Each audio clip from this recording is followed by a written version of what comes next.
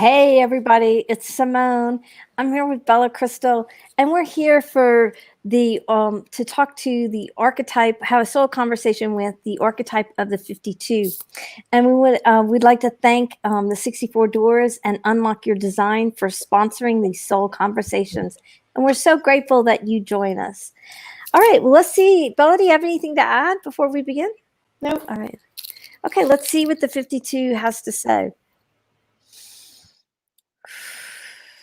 I'd like to communicate with the archetype of the soul of the 52. Will you communicate with me?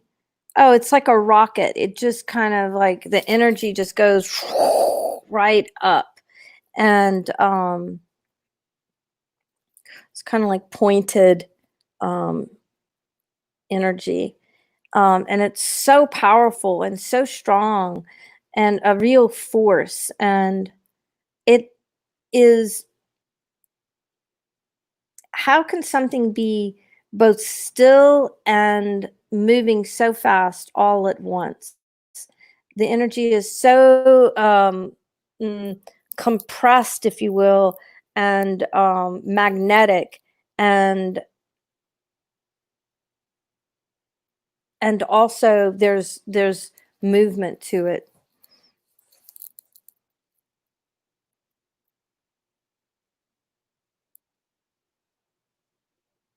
It's the energy says I can move mountains.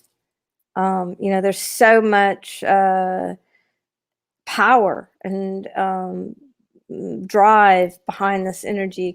It actually can move mountains. And it's taking me inside the mountain. And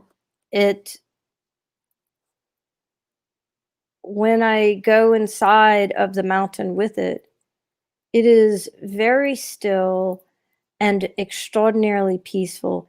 It almost feels like being in a cave where there's water and the stillness and yet the life.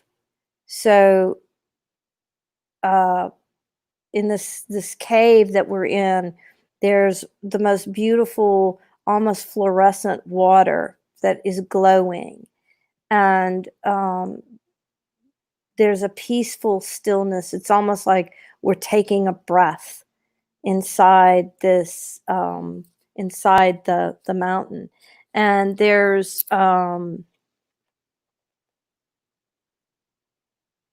peace within. And we're just kind of sitting in this peaceful moment.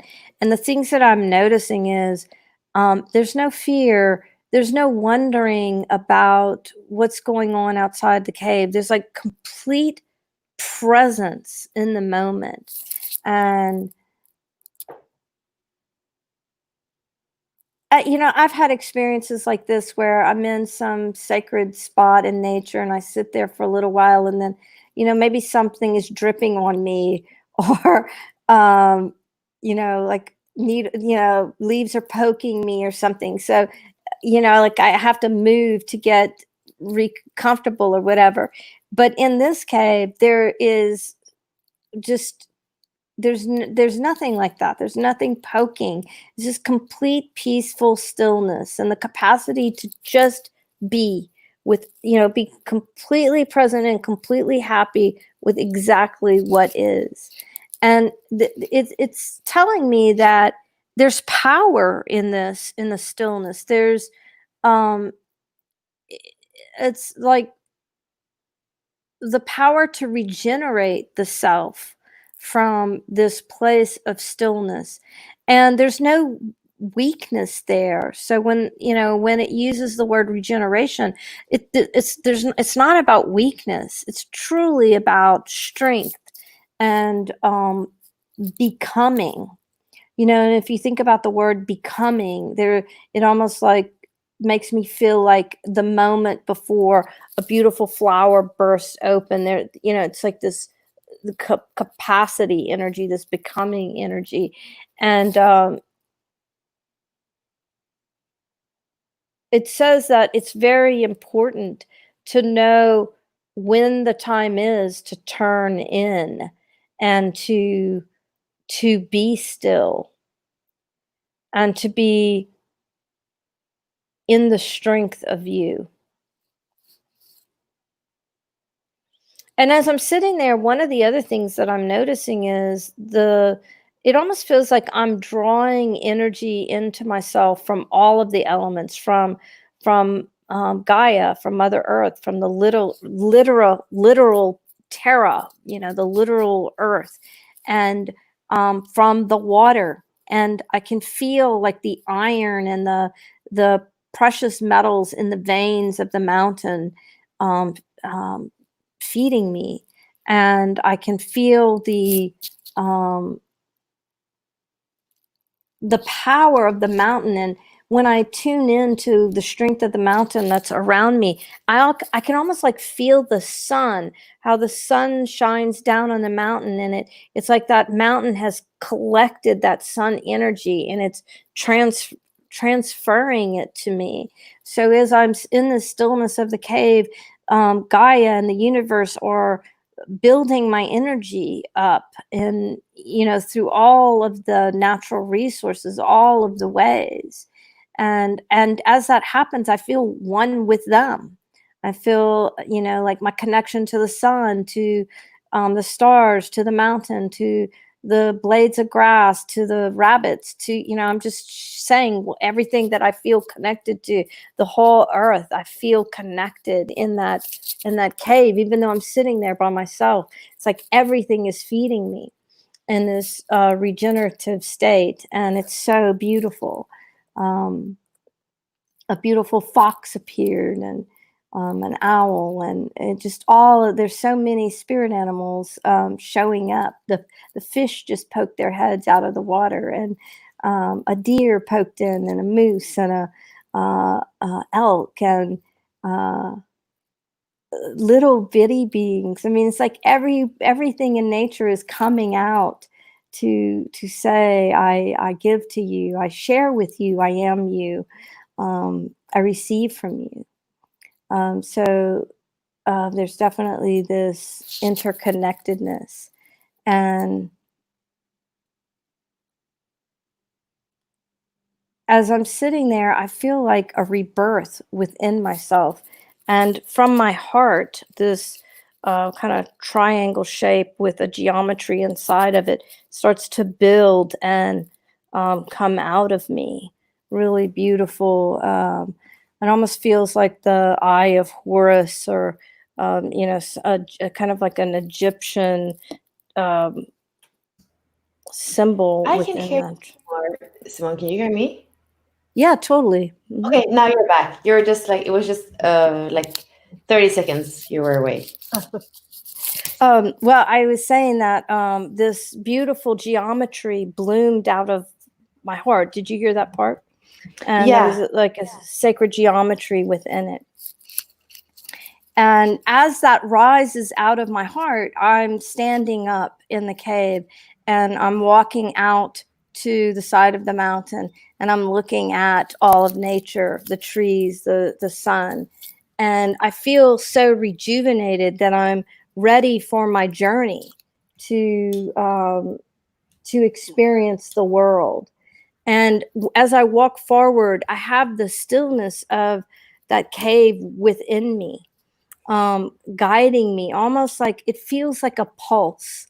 And it's somehow connected to my capacity to intuit. So my intuitive ability is enhanced by the stillness that now lives within me, and this connection to everything in nature. It's like it's like I'm a finely tuned radio, with if every species on the planet a a place on my dial, on my intuitive dial. They're all showing up. I can tune in at any moment, and I feel so self-directed, in the sense that it's like my internal honing device is taking me exactly down the path that is perfect for my journey. And I have this knowing within, this compass within, that comes from that stillness and all of those connections and the peace within me. And there is so much a feeling of what's going on of joy and aliveness through this connection to everything. I feel so rejuvenated that I'm almost wanting to like hop and skip down the trail, but there's something that is in me saying, no, just walk, take your time, enjoy this moment. But there's this exuberance within me that lives, this strength within me that compels me. Like I want to just experience it all with so much excitement and exuberance. And now it's telling me to ask you if you would like to join in the conversation. Yeah, I love that last thing, because often, and not only for me, but for many people that have the 52 and that ask me, what is the gift frequency of restraint? Like, what is that? That seems boring. And, how can that be a gift? And I feel like what you just said has a lot to do with that, having all that, like having all that energy, but still knowing that there is a balance, there is a kind of golden path in the middle, a middle path. So I feel like that was a beautiful way of speaking of the gift frequency. What I also felt was that the 15 that we were in last week was really in there, because she's speaking about magnetism. She's speaking about all the animals and nature and, the wild woman that we were speaking about. So I could feel a lot. And I looked up again, what are the elements? And the trigrams are earth over mountain. And now we are in mountain over mountain. So it has that, it's almost like the foundational trigram is the same. And it's very much, I didn't think, this is why it's so amazing too, that we're doing the order of the whole wheel, because we can see that the 15 and the 52 have things in common that I never thought about before. For me, it's like one is the root center, one is the G center. They are different. And now I'm hearing that actually there's much more feminine in the mountain than I've been hearing before. So I'm like kind of just taking in and realizing that. And I feel like I do want to hear a little bit more, because that was the last thing you spoke about, that restraint. What does it mean to have the gift of restraint, and how do you live and express that gift in your everyday life? It says that, and it, two things. First off, also the fluorescence that was in the water. I was like, oh, that wasn't that the wild woman, but that, and also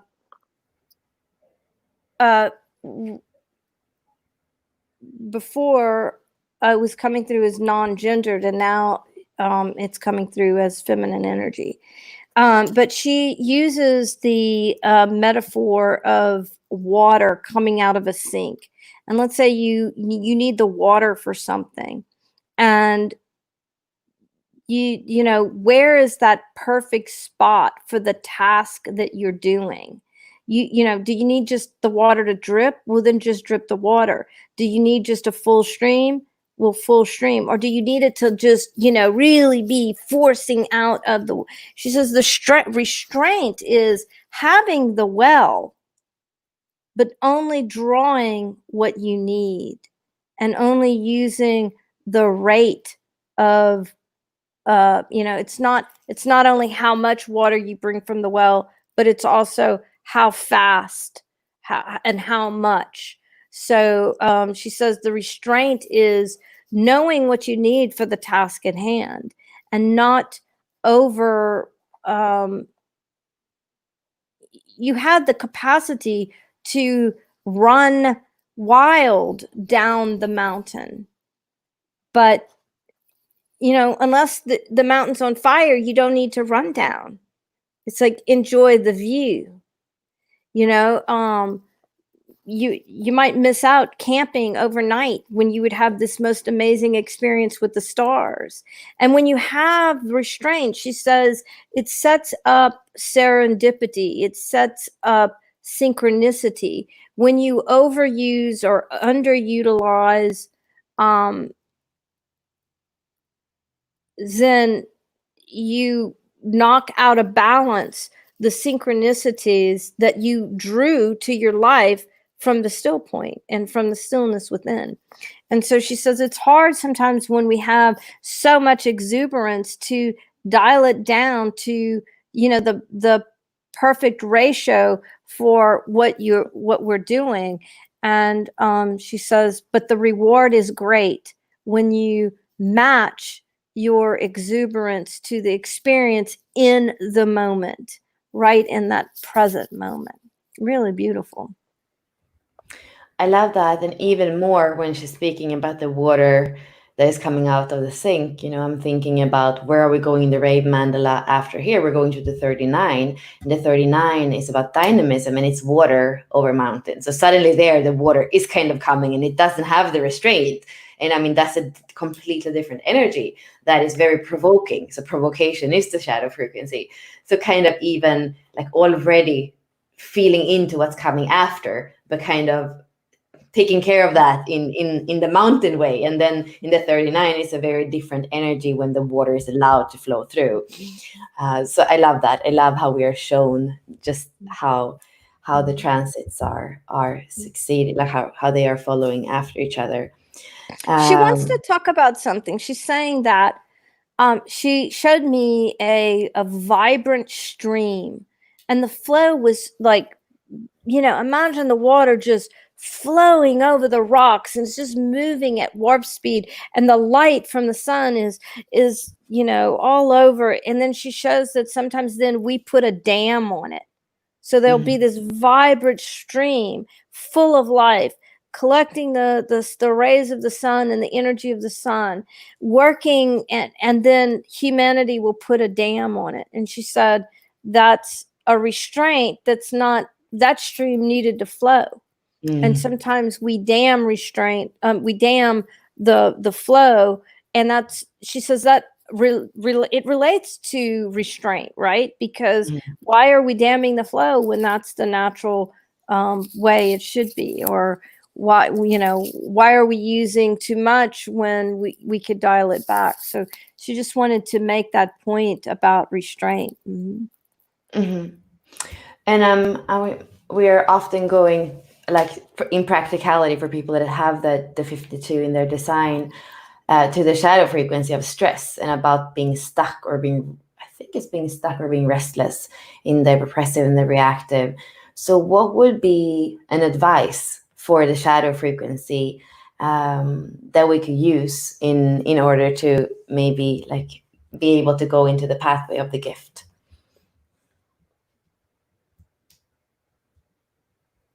Well, she shows like a constipation of the energy within the body. So she says that when people are stuck, there is a blockage within the body of the flow of energy. And so she says it's not just outside of the body, that stuckness relates to inside of the body. So there is an aspect of the being, it could, she's talking to me about it in terms of chakras. Where's the energy blocked? She's also talking to me about it in terms of mental, physical, emotional, spiritual. There's a block. There's a block in the chakra. There's something that's not being dealt with or is been overtaxed. But so there's an imbalance somewhere. And she says that stuckness in the body then becomes stuckness in the world, because if you overuse your resources, it's not there. And if you don't want to access your resources, it creates a different kind of block. But she says there's all different kinds of ways to create this constipation within the body. And when she says that, it's like I can feel the sludge in the body, and the natural cycles of flows of energy of the body are being blocked, and they're not happening. So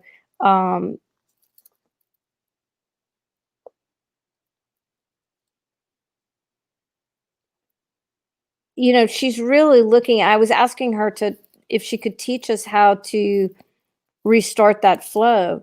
And she shows just really a watching of, you know, she was showing it to me several ways. It's like watching the energy flow or feeling the energy in your body, and where does it feel stuck in your body? Then go into that place, and what is that? You know, is this mine? What, you know, am I overusing? Am I underusing? Am I not accessing? What, you know, like to really look at it intentionally. And she also showed it to me in an old-fashioned metaphor of a mechanic working on a car. Something's wrong with the car, and then you lift the hood and you take a look and you see what's going on here. And she says it takes breath, and breadth, you know, like breathing, you know, to be able to feel the energy flow. And it takes breaths, and then depth and breadth of wisdom and compassion with the self to be able to dig within and truly understand where we block our flows, or what blocked our flows, or where the blockage is, and to be able to dig in and really open that up for movement. I have one more question about the stress, because we could say that we are more stressed than ever. And like kind of when it comes to the sympathetic and the parasympathetic nerve system, and now we're kind of in this like long-term stress. Before we're more like animals. Maybe we had a stress, but then we had times of rest. So I'm wondering if, you know, if she would talk to that. Is it true that we're super stressed as humanity right now? Or wouldn't you say that's the way? Like there's something I would like to hear her speak about in terms of right now as humanity, and where we are with that root pressure that we call stress. Well, she says that stress is a point of view. And she says, yeah, there are people who are very stressed in your world right now, and there are others who are not. There are others who are, in a sense, just taking what's happening in stride, and they're breathing through it, and they're accepting what they can and cannot do. And she says stress is really a point of view. And there are people, she says, who can hold and do a ton of things, and there are people who can't. She says it really relates to living your design. That, you know, if you're designed to do one thing at a time, do the one thing, and don't worry about people who can do, you know, multiple things at one time. And, you know, to really understand your design and live your design, and, you know, that then the point of view is in alignment. And so she says, when you're in alignment, it doesn't really matter what's going on in the rest of the world. You can have the experience when you're in alignment. She says, when people haven't been true to themselves, that causes stress. And being true to themselves, she says, that could be, you know, related to design. It could be related to not speaking your truth, or you know, living out the truth of who you are. So, you know, she says, well, there's some people who, it's so funny. She says, there's some people who are not living out the truth of who they are, and they recognize it and they own it. And so then they're not stressed. Again, it's a point of view, you know? So if you are dealing with stress, to look at, are you living your design, or are you not? And what is your point of view about the things that are going on around you? She says you know, she says there will always be people for whom it doesn't matter what's going on, their point of view will be stressed. And there are always people for whom it doesn't matter what's going on, they will always find their peace within the storm. And so she says, what kind of person do you want to be? And, you know, work on living your design and work on your point of view. Yeah, and it's so interesting too. I'm thinking about my dad, actually. I feel like whatever could go on around him, he has all the integration circuitry, and he has the 5 and the 36 that are all about, turbulence and transistoriness and all that. So for him, whatever goes out on the outside, and he's a 1-3, he's kind of, focused personally in integration circuitry and that. So whatever goes on the outside, he seemed to be super calm, like nothing really stresses him. He's kind of going about his own thing, and and then he had this year he was diagnosed with cancer, and then suddenly, I mean, of course, for everybody that's like really terrible, but you could see how what effect, like for him it was really not that sometimes he's always stressed and he's never stressed. Like it's so important. If it's on the outside, it doesn't touch him. If it comes from the inside, it like racks his whole world. And then he did the surgery, and it seems like being better, and right away his life changed from like being really really stressful and being like even having panic attacks that he hasn't had in like 70 years ever, even knowing what like a psychological condition is like. And then right as the doctor said, actually, I don't think we need to do anything more, it looks fine, like come back in this much time, and he's like reality just changed back to being calm, like a and isn't that interesting how that also is connected to design, being a 1-3, having integration circuitry, being about your own thing. What goes out on the outside is like whatever, and then when it comes from the inside, like suddenly that's where it kicks in. And she says in those moments where it kicks in, then it's a point of view. So, you can, in a sense, live above your design by saying, okay, I realize that, this is my internal world and I'm great with external world things, but I'm going to choose to apply that point of view to my internal world. And even though this is stressful, I can use my breath. I can rally with the people around me. She says you can use the tools around you to create more peace as opposed to stress. And it makes me think about the 13 somehow too. Being the mountain, it's kind of, you're high, you see everything. And it's like the 13 hears everything, right? And the 13 decides to have like an optimism. So I feel like it's a similar thing with the mountain. It sees everything, and it's kind of that point of view. Does it see like everything that is going wrong in the world, or is it like overseeing everything that is actually, it's completely a point of view from the point of the mountain. It makes so much sense. Does she feel like she has anything else she wants to share with us? Like, I feel like this was a transmission that's so much wider than just about this hexagram, but like really so connected with what is going on and how we can actually choose a viewpoint, and how we can, again, your design is your blueprint, so respect it and learn about it and step into it and be it. Can maximize its capacity, and just like use it. It's a gift, it's a tool, it's a resource, it's there to help you. She says that she's loving the conversation. She says that she loved the question that you asked, and she just wants to know if you have any other questions. No, but I mean, I feel like she's a kind of oracle that we should probably come back to, because she is the mountain and she's stable and she's been there. I mean, probably like almost from the beginning of this planet. So I feel like, I really feel like she's the oracle. I almost kind of want to change her name. Yeah, she started laughing when you said that, and she was like, come back anytime.